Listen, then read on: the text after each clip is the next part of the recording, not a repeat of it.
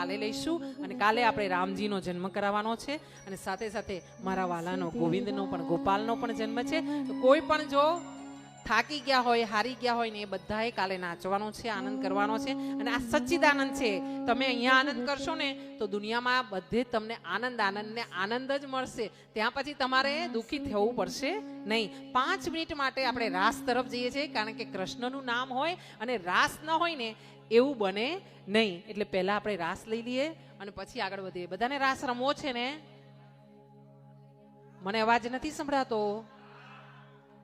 ના ના, મારા ભાઈનો જ અવાજ આવે છે. હવે તમારા પત્ની છે ને ભાઈ સાથે? આ તો બંને સાથે રાસ રમજો, કારણ કે તમારો અવાજ પહેલો આવ્યો છે.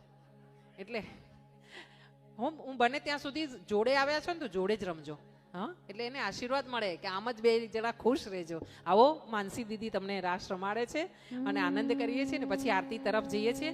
બધા આનંદ કરજો. અહીંયા આવ્યા છો ભાગવતજીમાં આવવાનું, બપોર પછી પરિવારને લઈને ફરવાનું, મસ્ત મજા કરવાની.